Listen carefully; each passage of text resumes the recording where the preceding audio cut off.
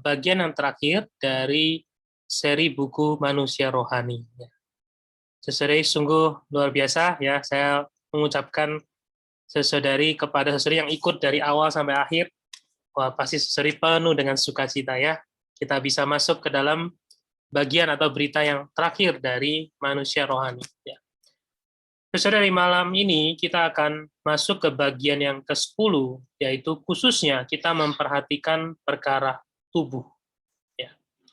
Ketika kita berbicara mengenai manusia rohani, yang dimaksud dengan manusia rohani, yang Tuhan dambakan, manusia rohani, tidak hanya mengacu kepada rohnya rohani, jiwanya rohani, bahkan tubuhnya adalah rohani. Artinya, Tuhan ingin menyelamatkan kita secara utuh. Ya. Hal ini dapat kita lihat di dalam ayat Alkitab yang sering kita ulang beberapa minggu, ya, yaitu di dalam kitab Tesalonika. Bicarakan bahwa semoga Allah damai sejahtera menguduskan kamu seluruhnya. Semoga roh, jiwa, dan tubuhmu terpelihara dengan sempurna.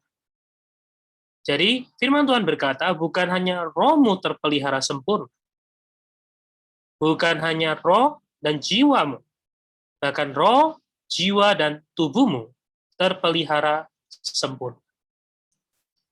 Maka malam ini bukan adalah topik yang ringan, ini bukanlah topik yang sederhana, ini adalah salah satu bagian utuh ya, mengenai seri manusia rohani. Baik, sebelum kita mulai, mari saya mengajak kita kembali memalingkan hati kita kepada Tuhan, kita berdoa bersama-sama. Saya akan pimpin ya.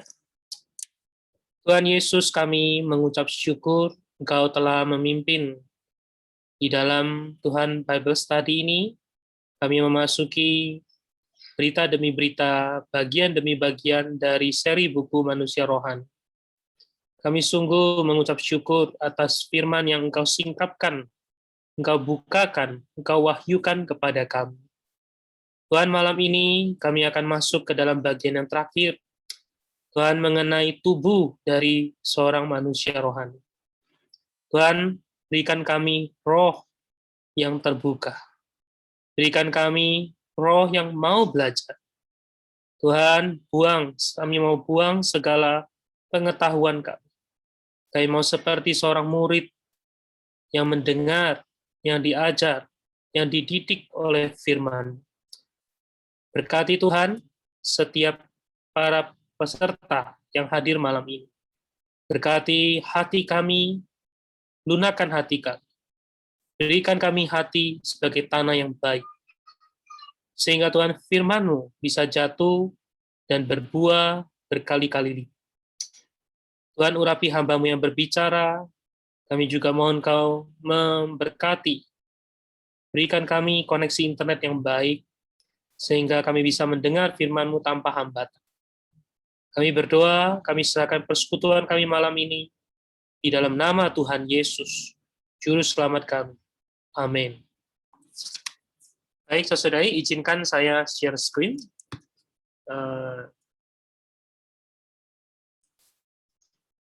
Saudari, malam ini kita akan masuk ya ke perkara tubuh.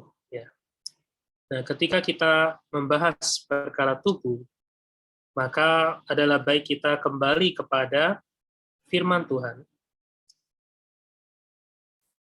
Jadi hari ini saya akan memakai outline dan Alkitab. Jadi saya berharap saudari, kalau saudari di tempat masing-masing ada Alkitab, adalah baik membuka Alkitab, karena kita akan coba melihat bagaimana Alkitab membicarakan perkara tubuh. Ya. Saudari, ketika kita bicara tubuh, ya, apalagi judul hari ini, tubuh adalah untuk Tuhan, dan Tuhan adalah untuk tubuh. Ini bukan judul yang saya buat, ini bukan saya dapat inspirasi dari mana, tetapi ini adalah saya ambil dari 1 Korintus pasal 6 ayat 13 bagian yang B. Di sana Rasul Paulus berkata, tetapi tubuh bukanlah untuk percabulan, melainkan untuk Tuhan dan Tuhan untuk tubuh. Jadi malam ini kita akan melihat bahwa tubuh kita adalah untuk Tuhan. Bukan hanya demikian, Tuhan juga adalah untuk tubuh. Apa maksudnya? Kita akan masuk satu poin demi satu poin. Baik, saudari, seringkali ketika kita bicara, kita membahas perkara rohani, menjadi kudus, hidup yang benar, hidup sesuai dengan kehendak Allah. Maka tanpa sadar, pembahasan kita lebih mengarah kepada jiwa, ya, kepada roh kita yang leluasa, roh kita yang harus menyala, lalu membahas kepada jiwa kita, yaitu emosi kita yang dikendalikan, pikiran kita yang diperbarui, tekad kita yang ditundukkan. Namun Alkitab tidak hanya membahas perkara rohani, hanya sampai kepada jiwa. Artinya, hayat Allah, Roh Kudus, yang ada di dalam roh kita, tidak hanya mau menyebar sampai kepada jiwa. Bahkan nanti kita akan melihat Roh Kudus, bahkan akan menghidupkan, memberikan hayat kepada tubuh kita. Baik, mari kita masuk di dalam poin yang pertama. Di dalam poin pertama, mungkin saya gedein sedikit ya, supaya yang pakai handphone bisa kebaca. Baik. Di dalam poin pertama, kita akan melihat orang Kristen dan tubuhnya. Mari saya ajak kita sama-sama membuka Alkitab, Roma pasal 8, ayat 10 sampai 13. Tetapi, jika Kristus ada di dalam kamu, maka tubuh memang mati karena dosa. Tetapi roh adalah kehidupan oleh karena kebenaran. Ayat 11. Dan jika roh Dia yang telah membangkitkan Yesus dari antara orang mati diam di dalam kamu, maka Ia yang telah membangkitkan Kristus Yesus dari antara orang mati akan menghidupkan juga tubuh yang fana itu oleh rohnya yang diam di dalam kamu. Lalu ayat 12. Jadi, saudara-saudara, kita adalah orang yang berhutang, tetapi bukan kepada daging, supaya hidup menurut daging. Sebab, ayat 13, jika kamu hidup menurut daging, kamu akan mati. Tetapi jika oleh roh, kamu mematikan perbuatan tubuhmu, kamu akan hidup. Saudari, di dalam ayat yang 10, jadi ayat yang awal kita baca, di sana dikatakan, inilah kondisi orang Kristen. Sebelum kita menjadi orang Kristen, sebelum kita menerima Tuhan Yesus, sebelum kita dilahirkan kembali, tidak hanya tubuh kita dalam keadaan yang mati karena dosa, bahkan roh kita pun dalam keadaan yang mati.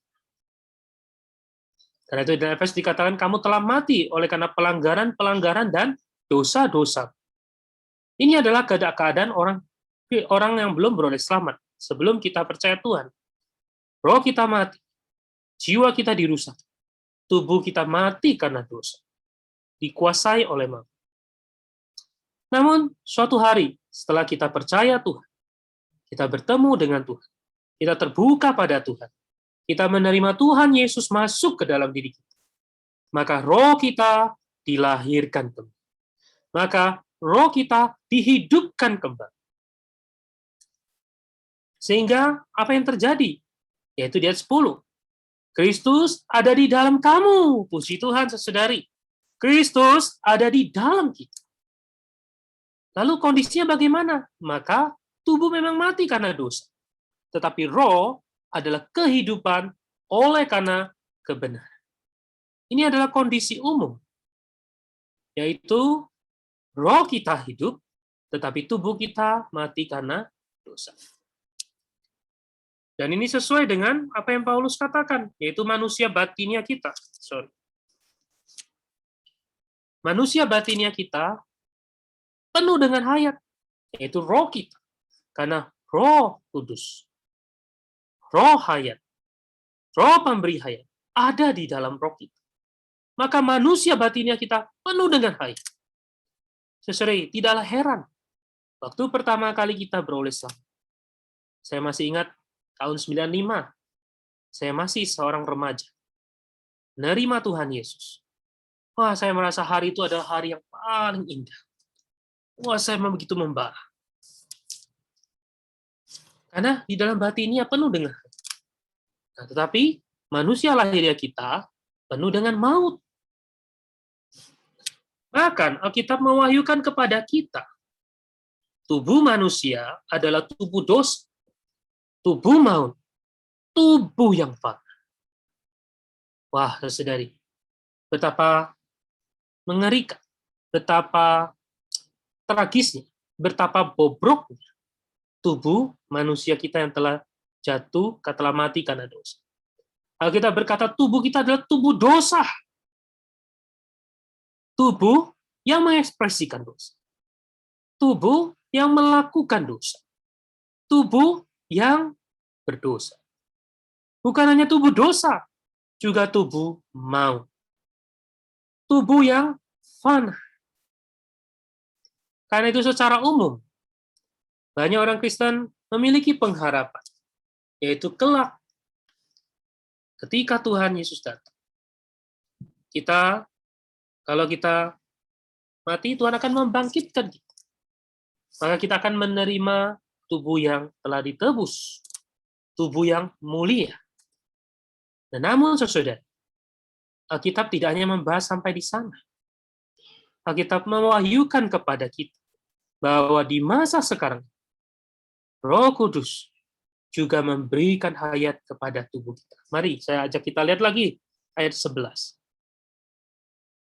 Dan jika roh Dia yang telah membangkitkan Yesus dari antara orang diam di dalam kamu. Sesuai kapan ini terjadi? Yaitu waktu kita dilahirkan kembali.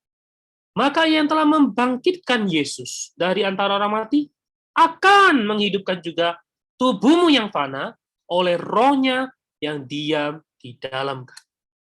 Jadi sesuai di sini kata akan ini bukan nanti setelah Tuhan datang, tapi waktu setelah dibilang jika roh Dia itu jika kita dilahirkan kembali, jika roh Allah, roh kudus, roh Dia yang telah membangkitkan Yesus dari antara orang mati diam di dalam kamu. Ini kapan terjadi sesuai waktu kita dilahirkan kembali. Maka Ia yang telah membangkitkan Yesus dari antara orang mati akan menghidupkan juga tubuhmu yang fana itu oleh rohnya. Ya. Saya ingin mengajak kita melihat kata akan menghidupkan tubuhmu. Saya di sini ada tampilkan satu ayat 11. Saudari, kata membangkitkan di sini adalah di quicken. Ya, saya akan tunjukkan. Kata quicken ini adalah di dalam bahasanya adalah, kalau yang pakai handphone maaf ya, kekecilan saya bacakan saja, yaitu untuk menghasilkan kehidupan, produce life, to cause to life, menyebabkan menjadi hidup, make alive, give life, memberi hayat. Jadi saudari, ayat 11 ini dikatakan bahwa roh Dia yang telah membangkitkan Yesus akan memberikan hayat kepada tubuh kita. Jadi saudari, hari ini kita menempuh kehidupan orang Kristen. Kita perlu menyadari Allah tidak hanya memberikan hayat menghidupkan roh kita. Allah tidak hanya menyalurkan hayat kepada seluruh jiwa. Allah juga memberikan hayat kepada tubuh kita yang fana. Jadi, jika saudara kita adalah orang yang berhutang, tapi bukan berhutang kepada daging, bukan hidup menurut daging. Sebab jika kita hidup menurut daging, kita akan mati. Tetapi jika kita hidup oleh roh, di sini dikatakan, ketika kita hidup oleh Roh, maka Roh Kudus akan memberikan hayat tidak hanya pada seluruh jiwa, memenuhi jiwa, bahkan Dia akan memberikan hayat kepada tubuh kita, sehingga kita mampu mematikan perbuatan tubuh. Tubuh yang adalah dosa, tubuh yang adalah maut, tubuh yang fana ini, tapi ketika kita hidup oleh Roh, maka Roh Kudus akan memberikan hayat, sehingga kita akan mematikan perbuatan tubuh. Tubuh dosa harusnya adalah perbuatan dosa. Tubuh maut adalah perbuatan yang mendatangkan maut.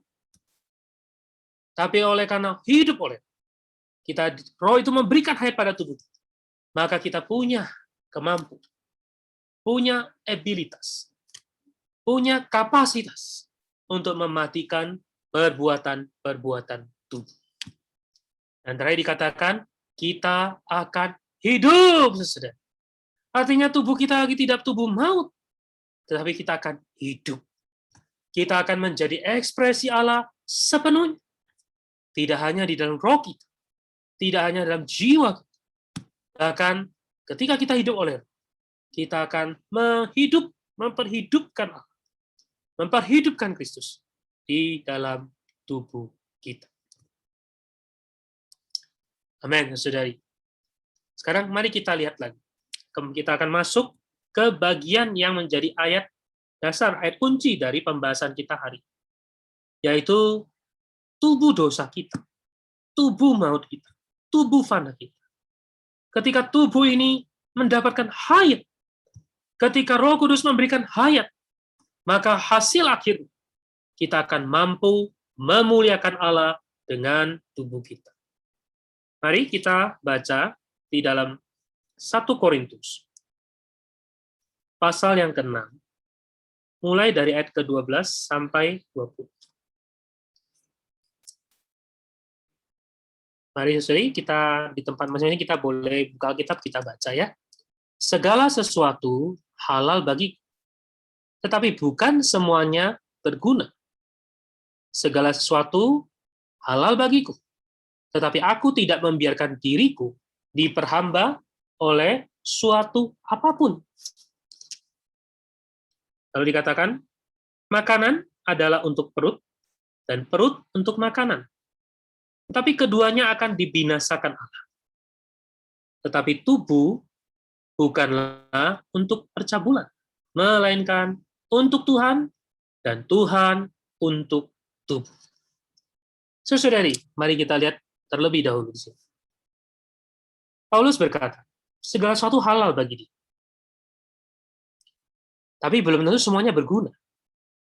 Segala sesuatu halal bagi dia. Tetapi dia tidak mau diperhamba oleh suatu apa. Artinya segala sesuatu halal.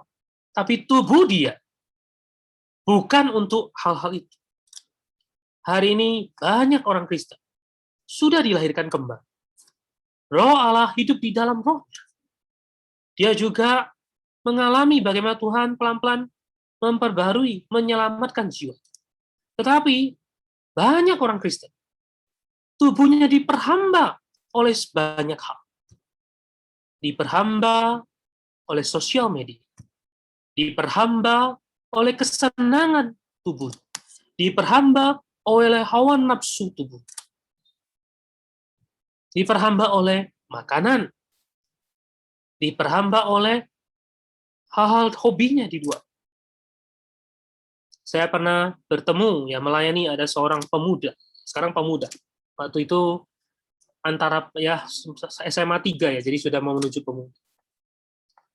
Sudah beroleh selamat, sudah menerima Tuhan Yesus, punya hati mengasihi Tuhan, tetapi tidak bisa melepaskan tubuhnya dari bermain sepak bola. Tidak salah bermain sepak bola, bukan? Halal, baik untuk tubuh kita. Tetapi saudara ini bukan hanya bermain untuk kesehatan, sudah diperhamba. Dia bisa main satu hari itu berjam-jam. Pulang sekolah, lalu mulai bermain. Main jam 1 sampai jam 2, jam 3. Istirahat sebentar. Jam 4 mulai main lagi. Sampai jam 6. Istirahat makan, jam 7 main lagi, sampai jam 9. Istirahat lagi, jam 10 main, sampai jam 12. Dan ini bukan dilakukan sehari, setiap hari. Tubuhnya diperhamba. Nah, mungkin ini saya bicara contoh yang ekstrim. Tapi mari kita lihat di dalam zaman digital ini. Berapa banyak kita diperhamba oleh handphone kita? Berapa banyak? Semua halal, tetapi Paulus berkata, aku tidak membiarkan diriku diperhamba oleh suatu apa. Saudari, inilah ciri manusia rohani. Dia tidak membiarkan tubuhnya diperhamba oleh suatu apa. Hari ini kita sudah beroleh selamat. Roh kita sudah dihidupkan. Tubuh kita masih diperhamba. Banyak hal memperhamba kita. Bahkan tidak hanya makanan. Paulus berkata bahkan percabulan, hubungan seks. Saya pernah bertemu satu orang. Wah, dikendalikan oleh keinginan seksual. Tidak bisa mengendalikan tubuhnya. Saudari, Paulus berkata, tubuh bukanlah untuk percabulan. Semuanya baik. Seorang yang sudah menikah tentu tahu hubungan seksual itu baik. Perlu. Karena itu adalah memang Allah berikan ada keinginan itu di dalam diri kita. Tetapi kalau hal itu sudah memperhamba tubuh kita, ini yang tidak benar. Mengapa? Karena Paulus berkata, karena tubuh kita adalah untuk Tuhan. Saudari, inilah apa yang Tuhan dambakan. Inilah makna dari awal Allah menciptakan manusia. Allah menciptakan manusia menurut gambar dan rupa Allah. Gambar di sini, rupa di sini bukan hanya mengacu pada roh manusia, bukan yang mengacu kepada jiwa manusia. Bahkan tubuh manusia, seluruh rupa manusia adalah untuk mengekspresikan Tuhan. Artinya kita harus menyadari tubuh kita adalah untuk Tuhan. Karena itu, saudari, Alkitab juga mengajar kepada kita ada makanan dan pakaian, cukuplah. Tubuh kita bukan untuk diperhamba oleh berbagai jenis makanan. Bukan diperhamba oleh makanan tertentu. Tubuh kita bukan untuk diperhamba oleh pakaian tertentu. Hari ini banyak orang berlomba-lomba punya barang-barang tertentu, punya tas dengan brand tertentu, punya jam tangan dengan brand tertentu. Tubuhnya diperhamba. Kalau tidak memakai itu rasanya, wah, badannya tidak enak. Saudari, itu bukan tubuh manusia roh. Kita harus sadar, saudari, tubuh kita adalah untuk Tuhan. Mari saya mengajak saudari kita di tempat kita masing-masing, dalam keadaan mute kita berkata, kita katakan pada Tuhan, Tuhan, tubuhku adalah untuk Tuhan. Tubuh kita adalah untuk Tuhan. Mari kita katakan, Tuhan, tubuhku adalah untukmu. Artinya, tubuh kita adalah milik Tuhan. Tubuh kita harus dipersembahkan kepada Tuhan. Karena itu Paulus berkata, aku menasihatkan kau, supaya kamu mempersembahkan tubuhmu. Roma pasal 12, mari kita buka ya. Roma pasal 12, ayat yang pertama. Karena itu saudara-saudara, demi kemurahan Allah, aku menasihatkan kamu, supaya kamu mempersembahkan tubuhmu. Paulus secara khusus berkata tubuhmu. Mengapa, saudara? Karena tubuh kita adalah, dasarnya adalah tubuh dosa, tubuh maut, tubuh yang. Karena itu kita harus tahu tubuh kita adalah untuk Tuhan. Setelah kita beroleh selamat, kita harus sadar tubuh kita bukan untuk milik kita sendiri. Tubuh kita bukan untuk makanan. Tubuh kita bukan untuk hubungan seksual. Tubuh kita bukan untuk barang-barang tertentu, apapun. Meskipun itu tidak dosa. Jadi tubuh kita adalah hanya untuk Tuhan. Karena itu kita harus mempersembahkan tubuh kita sebagai persembahan yang hidup, yang kudus, dan yang berkenan kepada Allah. Paulus berkata, itulah ibadahmu yang sejati. Jadi sesudah kita melihat, tubuh kita adalah untuk Tuhan. Tubuh kita adalah untuk Tuhan. Nah, namun tidak berhenti sampai di sana. Paulus juga melanjutkan bahwa tubuh kita juga bukan hanya untuk Tuhan, tetapi Tuhan juga adalah untuk tubuh kita. Nah, apa maksudnya, saudari? Mari kita lihat. Saudari, Tuhan hendak melepaskan tubuh kita dari dosa. Inilah artinya tubuh untuk Tuhan. Kita tahu tubuh kita adalah tubuh dosa. Tubuh kita adalah melakukan perbuatannya adalah dosa. Tapi ya Tuhan, Roh Kudus ada di dalam kita, terus memberikan hayat. Ketika kita memberikan dia jalan, ketika kita memberikan dia akses yang besar, maka dia akan memberikan hayat tidak hanya kepada jiwa kita, bahkan kepada tubuh kita. Sehingga apa? Tubuh kita dilepaskan dari dosa. Perhatikan perbuatan-perbuatan tubuh kita. Lalu, tubuh kita, Tuhan adalah untuk penyakit tubuh. Ada Tuhan juga menyembuhkan penyakit tubuh kita. Saudari, perkara ini kadang orang tidak berani mengatakan. Tapi mari kita lihat, saudari. Ketika Tuhan Yesus di atas bumi melakukan pelayanan, Tuhan tidak hanya memberitakan Injil, Tuhan juga menyembuhkan orang sakit.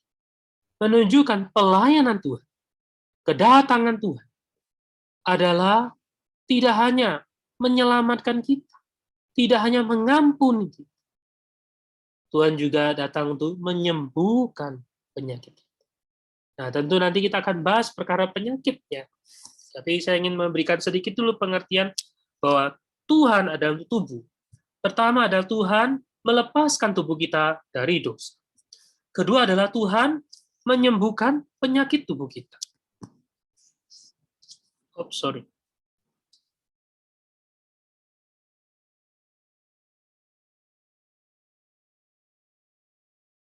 Oke, baik.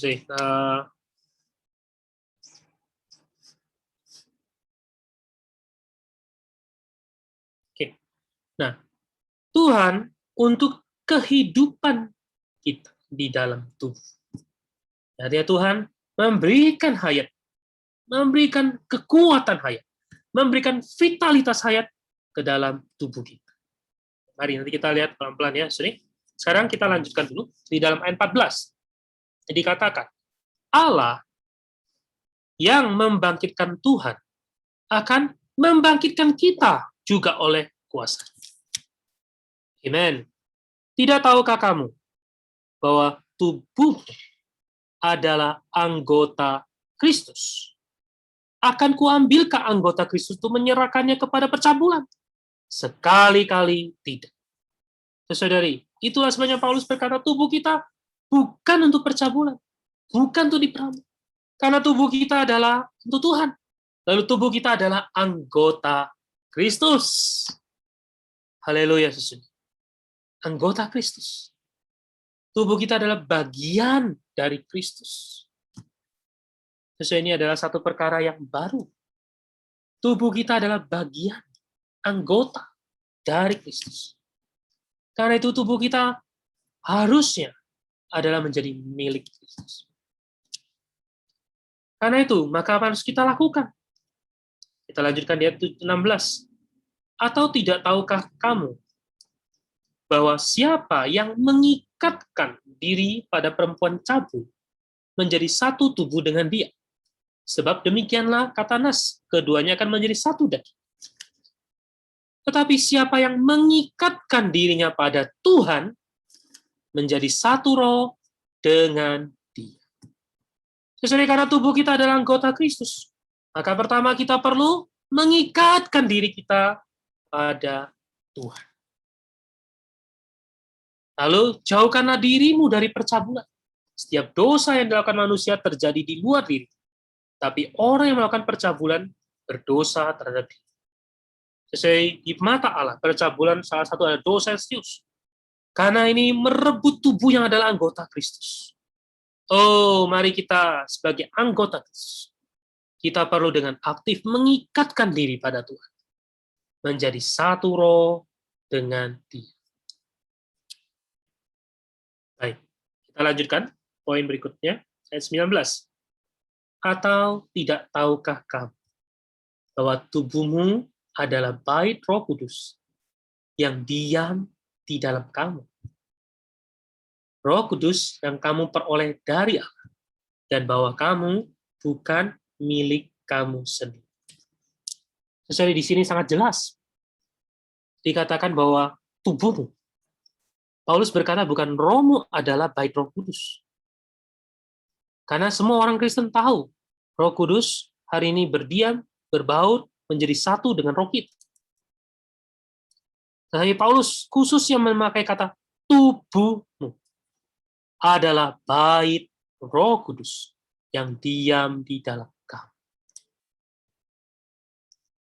Karena itu saudari, tubuh kita harus baik-baik ya perhatikan. Tubuh kita adalah untuk Tuhan. Dan Tuhan adalah untuk tubuh kita. Karena tubuh kita adalah anggota Kristus. Karena tubuh kita adalah bait Roh Kudus. Tubuh kita bukan milik kita sendiri. Lalu Paulus melanjutkan, sebab kamu telah dibeli dan harganya telah lunas dibayar. Oh, karena itu, muliakanlah Allah dengan tubuh. Saudari, bagaimana kita memuliakan Allah? Yaitu dengan tubuh kita. Tapi tubuh yang bagaimana? Tubuh yang adalah anggota Kristus. Tubuh yang adalah bait Roh Kudus. Tubuh yang bukan milik kita sendiri. Tubuh yang adalah milik Tuhan, yang telah dibeli, dan harganya telah lunas dibeli. Tubuh kita bukan untuk kesenangan kita sendiri. Sore hari ini, banyak orang ya memakai tubuhnya untuk kesenangan diri sendiri. Apalagi masa pandemi ini. Mari saudara, kita harus menyadari tubuh kita adalah anggota Kristus. Tubuh kita adalah bait Roh Kudus. Roh Kudus akan tinggal. Roh Kudus harus berdiam di dalam, menyebar sampai ke tubuh kita. Amin. Dengan cara demikian, baru kita bisa memuliakan Allah dengan tubuh. Inilah yang dimaksud dengan tubuhmu terpelihara dengan sempurna. Baik, saudara, mari kita lihat bagaimana tubuh bisa menjadi bait Roh Kudus, yaitu Allah sebagai hayat. Allah berdiam, Allah menyebar sampai ke tubuh kita. Dalam Galatia 2:20 Paulus berkata, namun aku hidup, tapi bukan lagi aku sendirian. Hidup bagaimana, saudara? Paulus bukan bicara hidup di dalam rohnya, hidup di dalam jiwanya, bahkan tubuhnya pada waktu itu. Pada waktu dia berbicara di depan semua, tubuhnya itu. Dia berkata, namun aku hidup, termasuk tubuhku hidup. Bukan lagi aku sendiri yang hidup, melainkan Kristus yang hidup di dalam aku. Artinya Kristus hidup di dalam seluruh dirinya. Tidak hanya dalam rohnya, tidak hanya dalam jiwanya, bahkan di dalam tubuh. Saudari, karena itu, kita perlu ya merebut ya hayat yang kekal. Dalam 1 Timotius pasal 12 dikatakan, kita perlu merebut hayat yang kekal. Membiarkan hayat kekal ini memenuhi sampai kepada seluruh tubuh. Saudari, mari kita lihat contoh kaum beriman di dalam zaman dulu. Musa. Ya. Saya kecilkan supaya bisa dibaca dikit. Musa berumur 120 tahun. Saya buka ayatnya saja deh ya, supaya kita bisa baca ya, saudara ya. Di dalam Ulangan, pasal yang ke-34, ayat yang ke-7. Di sana dikatakan, Musa berumur 120 tahun ketika ia matanya belum kabur. dan kekuatannya belum hilang. Saudari, Musa di masa tua, tubuhnya begitu hidup. 120 tahun. Ketika dia mati, matanya belum kabur. Kekuatannya belum hilang. Mengapa?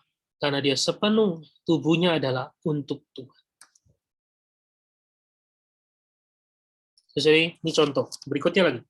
Mari kita lihat contoh dari Kaleb di dalam Yosua. Pasal yang ke-14, ayat yang ke-9 sampai ke-11. Ini adalah perkataan Kaleb.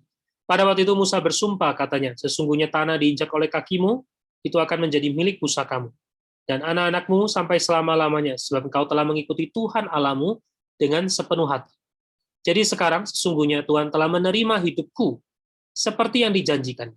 Kini sudah 45 tahun lamanya sejak diucapkan Tuhan firman itu kepada Musa. Dan selama itu orang Israel mengembara di padang gurun. Jadi sekarang telah berumur 85 tahun aku hari ini. Ini adalah perkataan Kaleb. Pada waktu ini aku masih sama kuat seperti pada waktu aku disuruh Musa. Seperti kekuatanku pada waktu itu, demikianlah kekuatanku sekarang untuk berperang dan untuk keluar masuk. Saudara, ini adalah contoh di dalam perjanjian lama. Orang-orang yang tubuhnya untuk Tuhan, maka Tuhan juga adalah untuk tubuh mereka. Sampai tua. Oh, Musa, matanya masih cerah. Kaleb, dia berkata, kekuatanku masih sama seperti waktu disuruh Musa. Saudari, kita melihat bahwa bukan hanya Tuhan untuk keselamatan jiwa, Tuhan juga adalah untuk tubuh kita. Dengan syarat, tubuh kita harus terlebih dahulu untuk Tuhan. Kita perlu mempersembahkan tubuh kita untuk Tuhan. Maka Tuhan akan memiliki jalan menyebar, menghidupkan, memberikan hayat kepada tubuh kita. Sekarang mungkin kita berkata itu perjanjian lama, orang-orang umurnya panjang. Mari kita lihat pengalaman Paulus. Ya.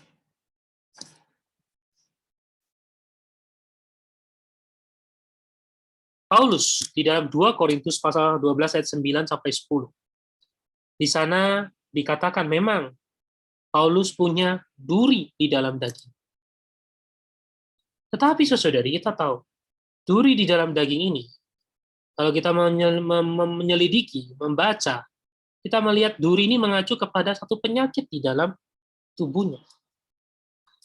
Duri di dalam daging. Saudari, kita bisa bayangkan kalau ada duri, ya, duri di dalam daging kita. Ini sakit sekali. Karena langsung menyentuh daging kita. Jadi Paulus berkata, penderitaan dia pada satu begitu sakit, duri dalam. Tapi mari kalau kita membaca pelayanan Paulus, bagaimana dia bercerita, seperti orang yang tidak ada sakit, seperti orang yang tidak ada duri di dalam daging. Dia memang menderita, dia berkata. Lalu Tuhan berkata, kasih karunia Tuhan cukup untuk dia. Dia mengalami kasih karunia Tuhan. Dia mengalami hayat Tuhan memenuhi tubuhnya. Meskipun memang penyakitnya belum di Tuhan ambil. Karena penyakit itu Tuhan ambil, itu terkehendak Tuhan. Tapi Tuhan memberikan hayat, kekuatan kepada Paulus. Nah, ini dikatakan di dalam 2 Korintus.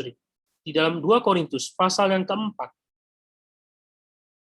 Ayat yang ke-10 dan 11.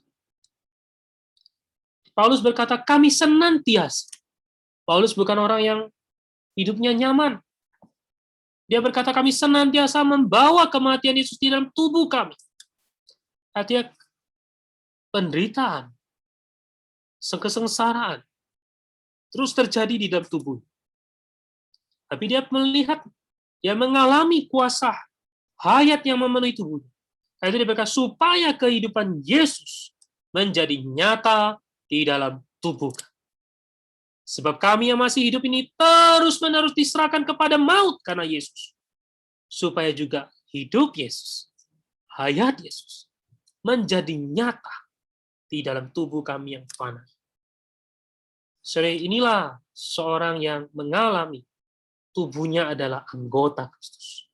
Tubuhnya adalah bait Roh Kudus. Kelihatannya di luar yang menderita. Tetapi, saudara, ada kekuatan hayat yang menopang tubuh. Membuat dia bisa melampaui. Sehingga dia berkata, hidup Yesus menjadi nyata di dalam tubuh kami yang fana.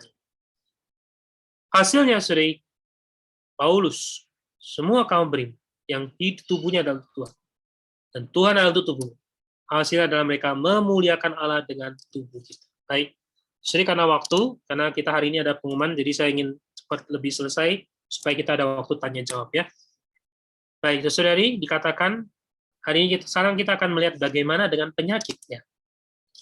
Pertama kita akan melihat hubungan penyakit dengan dosa. Saudari, upah dosa adalah maut. Di tengah-tengahnya antara dosa dan maut itu ada penyakit. Ya. Artinya saudari, penyakit secara umum tentu adalah karena dosa. Memang ada penyakit juga karena kelalaian kita. Ada penyakit karena bawaan. Tapi Alkitab ketika membicarakan penyakit berkaitan dengan dosa. Tapi mari saudari, saya bacakan poin B ini sangat menyuplai saya, sangat menerangi saya. Pekerjaan terbesar dari penebusan Tuhan Yesus meliputi pengampunan dosa dan penyembuhan penyakit. Saudari, karena itu Tuhan berkata, oleh bilur-bilur kamu telah sembuh. Tuhan tidak hanya mengampuni dosa, Tuhan juga datang untuk menyembuhkan penyakit. Karena itu saudari, sikap kita sebagai orang Kristen terhadap penyakit, apa yang harus kita lakukan? Pertama, kita harus terlebih dahulu menemukan penyebab. Kalau kita ada sakit, kita harus cari dahulu penyebab. Kita perlu berdoa di depan Tuhan. Kita perlu mohon Tuhan menerangi. Apakah ada pelanggaran? Apakah ada dosa yang telah kita lakukan? Mungkin saja tubuh kita sudah diperhamba oleh banyak hal. Maka Tuhan memberikan penyakit. Dan ini secara adalah hukum yang alamiah. Kalau orang diperhamba oleh, misalnya tubuhnya diperhamba oleh game online, nonton drama Korea, nonton berepisode demi episode, sampai akhirnya apa? Kekurangan istirahat, kekurangan tidur. Maka otomatis tubuhnya drop, sakit. Maka terlebih dahulu kita harus menemukan penyebab. Karena kita memakai tubuh kita dengan sembarang. Lalu kita bukan tidak boleh, tapi tidak seharusnya tergesa-gesa mencari dokter. Mengapa, saudari? Kalau kita tergesa-gesa mencari dokter, ya, dokter akan memberikan obat dan tepat kita disembuhkan. Tetapi pelajaran rohani yang penting sudah kita lewati. Kita tidak menemukan sumbernya. Kita tidak belajar perkara rohani yang paling utama. Sehingga cepat atau lambat kita akan kembali jatuh sakit. Karena kita tidak belajar perkara rohani. Kita mungkin berkata, hidup saya tidak teratur, sekarang saya mulai membangun pola hidup yang sehat. Tapi karena adalah dosa, maka tubuh kita akan diperhamba. Ada orang berkata, saya sakit nih, sekarang karena itu saya harus mulai kurangi waktu main game. Setelah dia sadar, dia lupa. Karena tubuhnya diperhamba. Tubuhnya bukan untuk Tuhan. Dia nggak punya kekuatan untuk mengendalikan tubuh. Sehingga ketika sehat, dia lupa janji. Dia lupa bahwa harus mengatur. Karena itu, saudara, pertama kita harus terlebih dahulu menemukan penyebab. Tidak seharusnya tergesa-gesa mencari dokter. Lalu harus terlebih dulu membereskan masalah di hadapan. Belajarlah menengadah kepada Allah Sang Penyembuh. Amin. Baik, saudari, karena waktu, saya simpulkan, saudari. Hari ini, sebagai orang Kristen, kita mau menempuh kehidupan sebagai seorang manusia rohani, maka untuk perkara tubuh, bahaya yang paling utama adalah sayang diri kita. Kenapa tubuh kita diperhamba? Karena kita terlalu menyayangi diri kita. Karena itu, saya mengutip 1 Petrus pasal 4 ayat 1-2 dikatakan, jadi karena Kristus telah menderita penderitaan badan, kamu pun harus mempersenjatai dirimu dengan pikiran yang demikian. Karena barang siapa telah menderita penderitaan badani, ia telah berhenti berbuat dosa. Supaya waktu yang sisa jangan kamu pergunakan menurut keinginan manusia, tapi menurut kehendak Allah.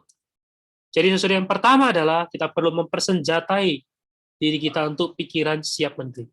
Artinya kita tidak menyayangi diri kita sendiri. Orang yang terlalu menyayangi dirinya, sehingga membuat apa? Tubuhnya adalah untuk dirinya sendiri. Tubuhnya adalah untuk kesenangannya sendiri. Mengapa hari ini orang suka pakai pakaian bagus? Karena dia menyayangi dirinya sendiri. Mengapa hari ini orang berjuang mati-matian untuk membeli mobil yang lebih baik? Karena dia menyayangi dirinya sendiri.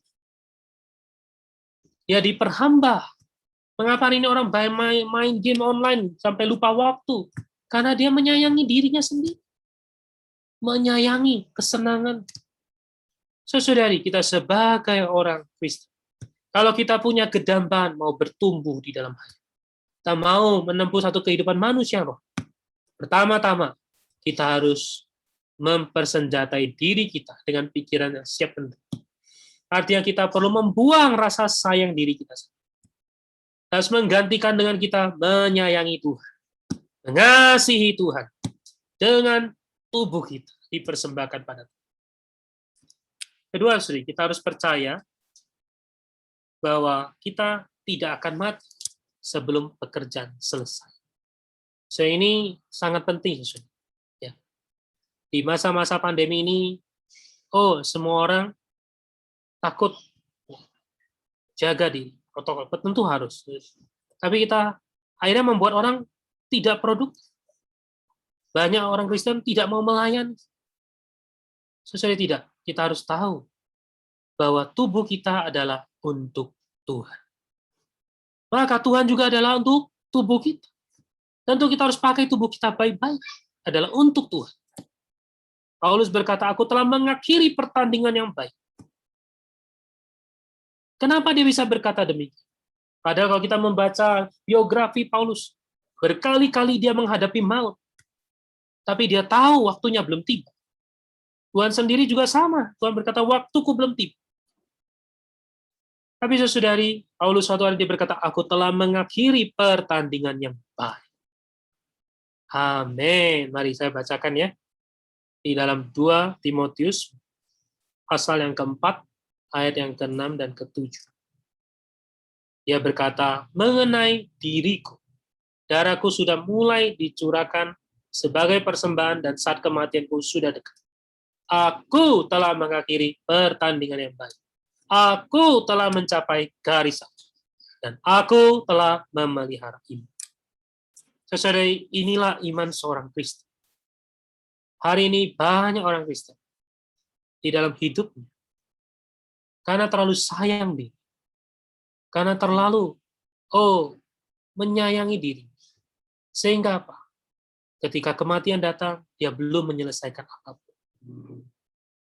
Saudari, kita harus tahu bahwa tubuh kita adalah untuk Tuhan. Marilah kita terus mengerjakan apa yang Tuhan percayakan pada kita. Sampai suatu hari kita bisa seperti Paulus berkata, aku telah mengakhiri pertandingan yang baik. Aku telah mencapai garis. Ini bukanlah kata-kata orang yang takut mati. Bukanlah orang-orang takut, sakit. Ini adalah orang yang telah tahu dia menyelesaikan dengan baik.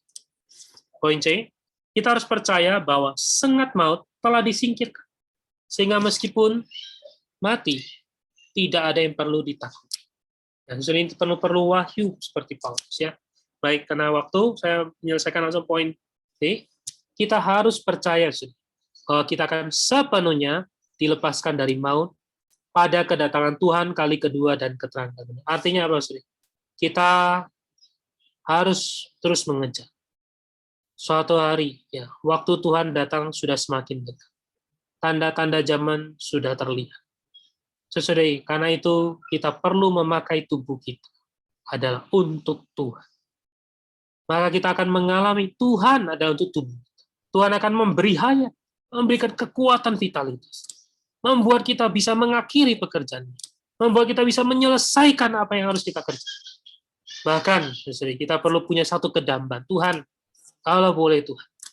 Oh, Tuhan, saya tidak perlu melewati kematian fisik, tapi saya bisa terus hidup sampai terangkat pada kedatangan Tuhan kalian. Sesuai inilah pengharapan orang Kristen. Inilah kehidupan manusia rohani. Tidak hanya rohnya diselamatkan, dihidupkan. Tidak hanya jiwanya yang diperbarui, diberi hayat. Bahkan tubuhnya, adalah untuk Tuhan. Dan Tuhan adalah untuk tubuhnya. Tuhan memberikan hayat pada kita. Sehingga kita bisa, hidup bagi Tuhan. Puji Tuhan, persekutuan saya sampai di sini. Saya kembalikan kepada Saudara Hansen.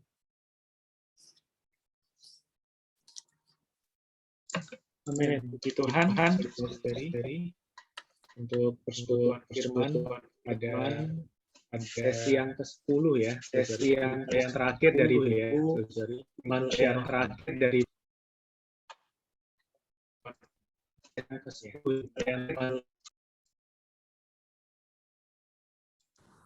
ya, saudari, kita membuka sesi tanya.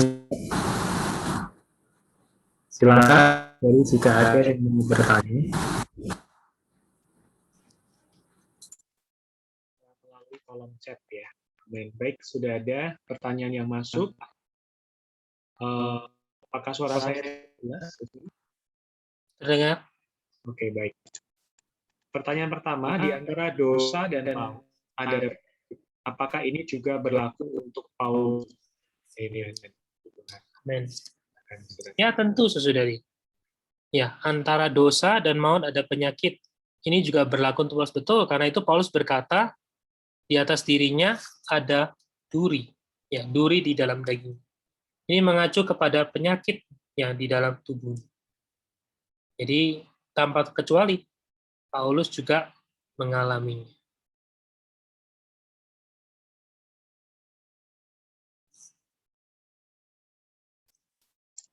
Baik, kami persilakan yang lain jika ada yang mau bertanya. Amin. Ingin sharing ya, membagikan apa yang didapatkan.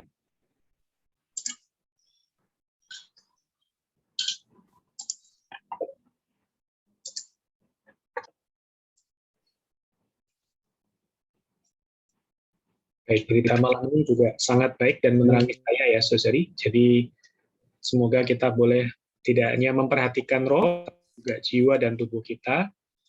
Baik, ada pertanyaan selanjutnya dari saudari yang sama. Bertanya lebih lanjut, maksud saya, apakah penyakit Paulus juga karena dosa? Oke. Baik, saudari. Mari kita lihat kembali ke ayatnya ya. Saya bacakan ayatnya. Di dalam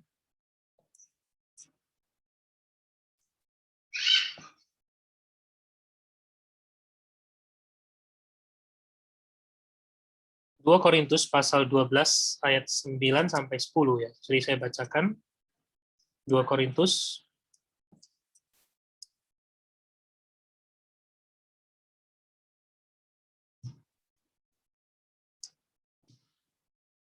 pasal yang ke-11 dan ayat 9 dan 10.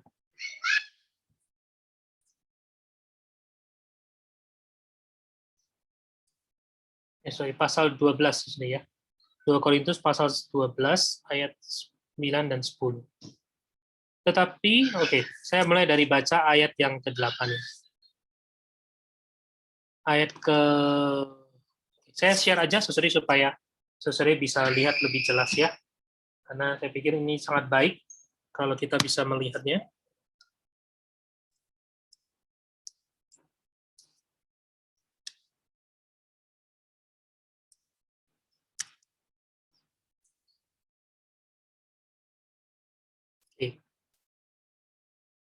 Saya bacakan saudari mulai dari ayat yang ke-7 ya. Dan supaya aku jangan meninggikan diri karena pernyataan-pernyataan yang luar biasa itu.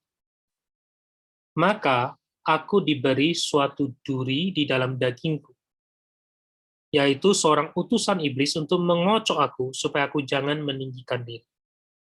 Tentang hal itu, aku sudah 3 kali berseru kepada Tuhan supaya utusan iblis itu mundur daripadaku. Jadi saudari dari ayat ini, kita bisa melihat Paulus juga adalah orang yang belajar ketika penyakit menimpa pada dia. Dia tidak dengan gampang. Dia baik-baik datang ya mencari penyebab. Dan dia menemukan, karena itu dia berkata, supaya dia jangan meninggikan diri. Jadi penyakit yang dialami Paulus adalah bukan karena satu dosa, tetapi adalah karena memang maksud Tuhan supaya dia tidak meninggikan diri karena pernyataan-pernyataan yang luar biasa. Nah, karena itu di ayat 9 dikatakan, tetapi jawab Tuhan kepadaku, cukuplah kasih karuniaku bagimu, sebab justru dalam kelemahanlah kuasaku menjadi sempurna. Ya. Sebab itu terlebih suka aku bermegah atas kelemahanku, supaya kuasa Kristus turun menawi. Paulus tidak hanya menyadari bahwa penyakit yang Tuhan berikan pada dia adalah tidak hanya untuk menyelamatkan dia dari kesombongan, dari ketinggian meninggikan itu. Bahkan adalah melalui kelemahannya, dia bisa mengalami kuasa Tuhan yang menjadi sempurna. Jadi pertanyaan saudari tadi, apakah penyakit yang dialami Paulus itu adalah dosa? Maka menurut kesaksian Paulus, menurut doa dia di depan Tuhan, penyakit ini Tuhan berikan bukan karena dosa, tetapi adalah karena untuk supaya dia diselamatkan tidak dari meninggikan diri dan mengalami kuasa Allah menjadi sempurna. Contoh yang lain, saudari, Ayub ya. Saya banyak saudari sedang membaca menikmati Ayub. Ayub mengalami penyakit bukan karena dosa. Bukan karena dosa, tetapi adalah karena Allah ingin menyingkapkan kondisi dia. Bahwa dia adalah orang yang terlalu alami. Karena itu di akhir dari kitab Ayub dia berkata, dulu aku hanya mendengar tentang itu. Sekarang aku telah melihat. Jadi saudari, memang penyakit yang Tuhan berikan bisa adalah karena memang ada kehendak Allah. Ada satu maksud hati Allah. Ada karena dosa kita, kelalaian kita. Maka ketika kita mendapatkan penyakit tertimpa pada tubuh kita perlu datang berdoa pada Tuhan. Meminta Tuhan menerangi kita. Kalau memang itu ada dosa, maka kita perlu bertobat, mengaku dosa di hadapan. Tapi kali ini adalah maksud Allah, maka kita perlu minta kasih karunia Tuhan cukup untuk kita pakai. Si Tuhan, jadi mungkin saya rasa persekutuan saya cukup.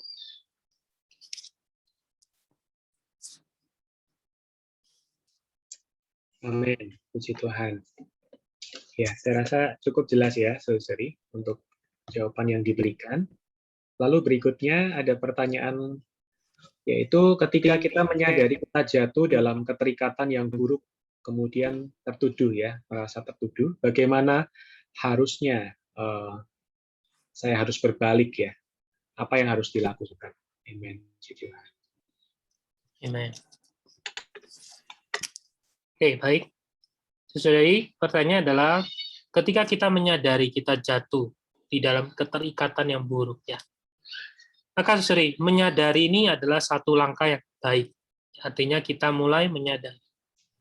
Nah, tetapi menyadari ini tentu perlu menyadari sampai pada puncaknya. Ya. Hari ini orang hanya menyadari gejalanya, bukan menyadari sumbernya. Hari ini orang mungkin berkata, saya ambil contoh, ya, saudari. Ada seorang anak muda, dia tahu bermain game itu tidak baik, dan dia nggak bisa tidur dan sebagainya. Lalu dia menyadari itu. Kemudian dia bertobat karena dia sakit dan sebagainya. Akhirnya dia bertobat. Tapi setelah sejangka waktu dia lupa. Mengapa bisa demikian? Karena yang dia lihat adalah gejalanya. Dia tidak melihat sumbernya. Sumber yang utamanya adalah tubuhnya sudah diperhamba. Maka jalan yang pertama adalah kita perlu memang Tuhan menerangi. Kedua adalah kita perlu mempersembahkan. Paulus berkata kita perlu persembahkan tubuh kita untuk Tuhan. Kita perlu mempersembahkan dengan real, nyata. Ya, mempersembahkan tubuh kita. Saudari, ketika kita mempersembahkan tubuh kita, ini bukan sekedar lip sync, bukan lip service, tapi benar-benar kita persembahkan tubuh kita untuk Tuhan. Ya, pakailah tubuh kita. Baik-baik datang pada Tuhan. Di masa pandemi kita bisa pakai tubuh kita untuk apa? Bacalah firman Tuhan. Bangunlah pagi. Saudari, kalau kita bangun pagi, ya, menikmati Tuhan, maka saudari, kita akan terlepas dari semua perkara. Ya, saya kan pernah bersaksi ya, istri saya dengan saya melayani satu anak remaja. Dia nggak bisa mengendalikan mulutnya. Mulutnya dengan gampang ngomong kata-kata yang kasar, kata-kata yang mengerikan. Tapi ketika kita membawa dia berdoa, lalu kita mengajak dia membaca Alkitab, dia mempersembahkan tubuhnya untuk Tuhan. Semua itu Tuhan lepaskan. Ya, kenapa? Karena tubuh untuk Tuhan, maka Tuhan untuk tubuh kita. Jadi kalau hari ini kita menyadari kita jatuh, maka segeralah persembahkan tubuh kita untuk Tuhan. Persembahkan dengan real, bukan sekedar hanya lip sync service. Bukan lip service. Gitu. Tapi memang pakai waktu, tentukan waktu. Pakai tubuh kita untuk Tuhan. Maka kita akan mengalami, waktu kita persembahkan tubuh kita untuk Tuhan, Tuhan akan untuk tubuh kita. Amin. Baik, puji Tuhan. Kita ke pertanyaan berikutnya. Mungkin saya coba bantu jawab, nanti saudara Kenny akan menambahkan. Mengapa Tuhan mencobai Paulus dengan penyakit? Katanya Tuhan tidak mencobai manusia. Ya, ini pertanyaan yang baik ya, pertanyaan yang sangat kritis ya untuk kita. Saya mendapatkan satu ayat di Yakobus 1 ayat 13 dikatakan bahwa apabila seorang dicobai, janganlah ia berkata ya bahwa pencobaan itu datang dari Allah, sebab Allah tidak dapat dicobai oleh yang jahat dan ia sendiri tidak mencobai siapapun. Ya, kalau kita melihat ayat ini, berarti Allah kita tidak mencobai siapapun. Kita perlu amin ya hal ini. Nah, mengapa hal itu terjadi kepada Paulus? Kita bisa lihat konteks dari ayatnya. Tuhan menjawab doanya ya, bahwa ini adalah utusan iblis ya, yang mencoba dia. Tetapi memang hal itu terjadi oleh karena Allah mengizinkan ya. Jadi kita perlu nampak bahwa pencobaan berasal dari Allah. Pencobaan adalah berasal dari iblis ya, bukan dari Allah. Tetapi Allah mengizinkan. Ini juga seperti halnya kisah Ayub ya, saudari. Satan, si iblis itu yang mencobai Ayub, tapi semuanya terjadi oleh karena Allah mengizinkan. Ya, tentu di dalamnya terdapat satu maksud ya, maksud Allah yang mulia. Amin. Demikian dari saya. Amin. Tuhan. Amin. Oke. Pertanyaan berikutnya dari saudara Stefanus. Aku telah mengakhiri pertandingan yang baik. Yang baik itu pertandingannya atau pengakhirannya? Oh ya, saudara Irfan mungkin mau mencoba menjawab. Silakan.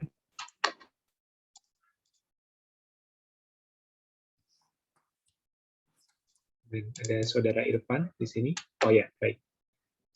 Silakan. Saya buka.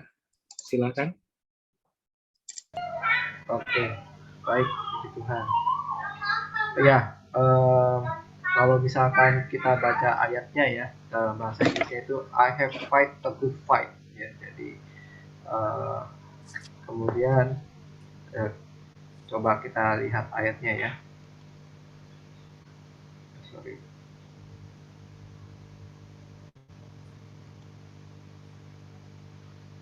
Halo, kayaknya sinyal saya bermasalah ya.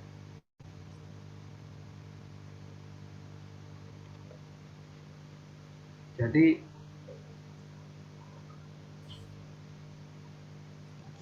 Ya, Brother Irfan mau dibantu ayatnya? ya,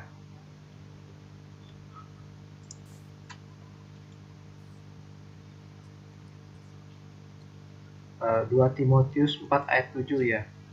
Baik, 2 Timotius pasal 4 ayat 7 saya tampilkan. Ya, ini perkataan Paulus ya di 2 Timotius 4 ayat 7. I have fought the good fight, I have finished the course, I have kept the faith. Ya, jadi Paulus memperjuangkan perjuangan yang baik. Jadi perjuangan ini ya tentu yang melawan si musuh ya, si iblis, kerajaan kegelapan kepentingannya. Kemudian sebenarnya di dalam ayat ini kita bisa lihat Paulus adalah orang yang terus-menerus berlari di dalam jalur perlombaan ya, dan dia memelihara iman. Jadi yang baik apanya? Perjuangannya, ya kan? Kemudian pertandingannya ini ya, perlombaan itu. Ya. Jadi Paulus mengakhiri pertandingan yang baik dan tentu apa namanya, kalau misalkan kita melihat dalam kehidupan kita, ini ada satu hal yang terus menerus ya. Jadi Paulus bisa apa namanya, penuh dengan keyakinan mengakhiri pertandingan yang baik. Nah, kita juga sebenarnya perlu punya satu kesadaran ini ya. Kita terus mau ada bagian di dalam peperangan yang rohani, ya kan, sampai akhir hayat kita ya, hidup kita. Jadi demikian ya.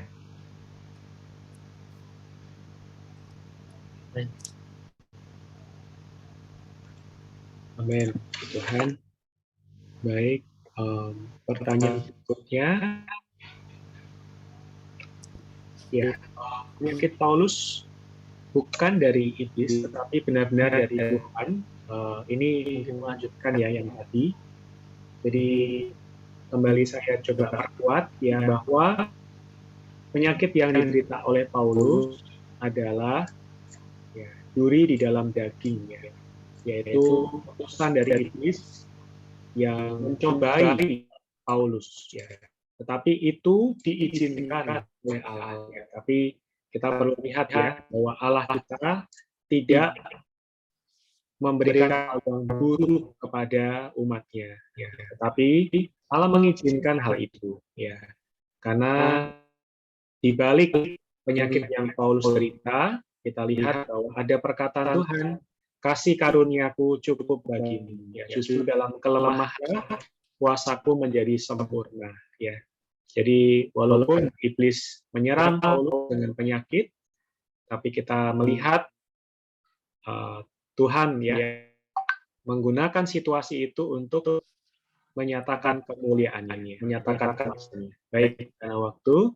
Pertanyaan berikutnya, penebusan terakhir adalah tubuh kita. Tubuh kita ditransformasi menjadi tubuh mulia.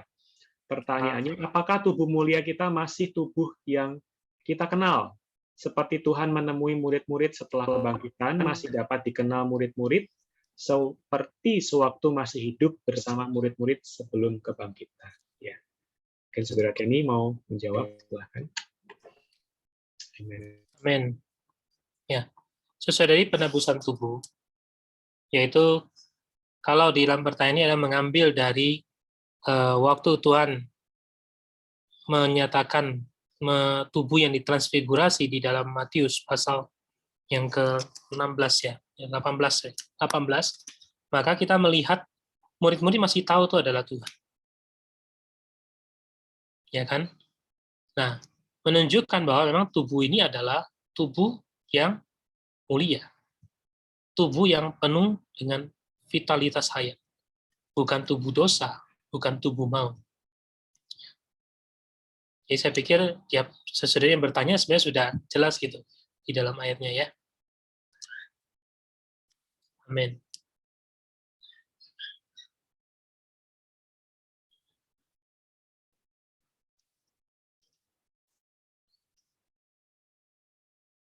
Baik, saudari, karena waktu ya, kita akan lanjutkan ke pengumuman. Ya, kita sampaikan. Oh, maaf, ada satu pertanyaan lagi. Nanti mungkin bisa kita bahas ya lewat WA Group. Amen.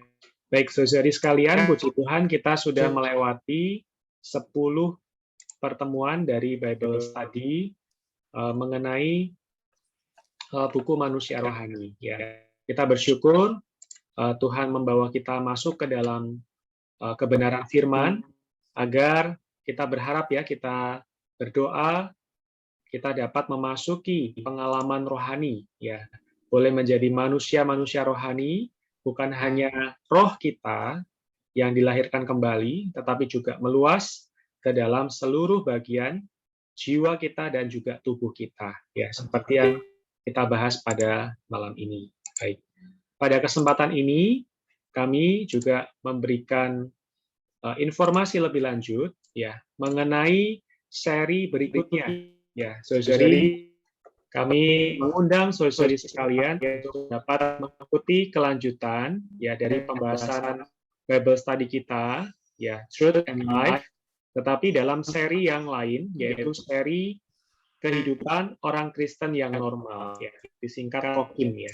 Seri kehidupan orang Kristen yang normal. Jadi kita punya kedambaan, ya, sama-sama mari kita bertumbuh menjadi orang Kristen yang normal, ya.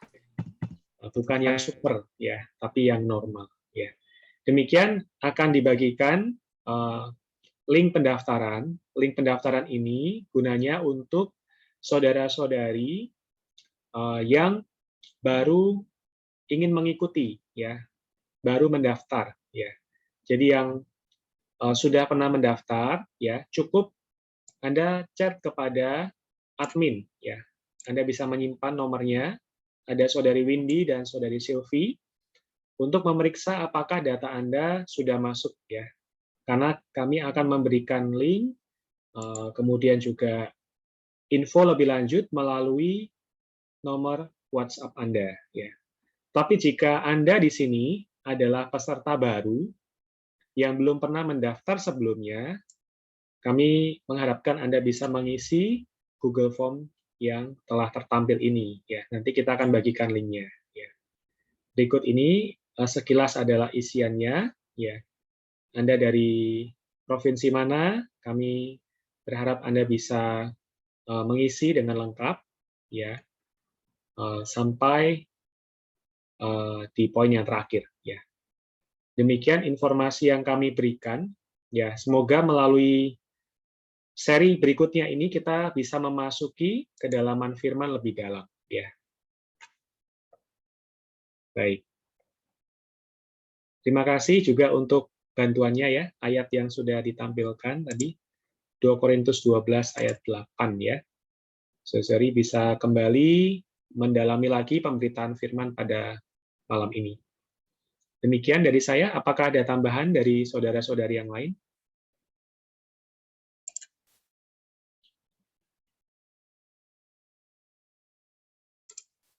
Baik. Oke. Ya, saudari, kami sekali lagi mengundang Anda untuk ikut berbagian kembali dalam seri berikutnya. Ya, Anda bisa mengirimkan link ini, ya, link pendaftarannya kepada teman, kerabat, ya, yang mendambakan, ya, yang haus dan lapar akan firman Tuhan. Puji Tuhan. Puji Tuhan. Oh ya, Ko Ata, puji Tuhan, mau bertanya? Oh, iya. Baik, puji Tuhan, Ko Ata. Ya. Amen. Saya sangat menikmati firman-Nya malam ini. Amin. Puji Tuhan. Ya. Oke, terima kasih. Terima kasih, saudari. Terima kasih Kalau sebelumnya. ada tambahan, ya kita sampai di sini, saudari. Sampai jumpa di Rabu yang akan datang. Kita boleh mikrofon maupun video kita ya. Kita mari katakan tubuh untuk Tuhan. Terima kasih, saudara. Tubuh kita adalah untuk Tuhan. Amin. Tuhan berkati. Terima kasih. Amin.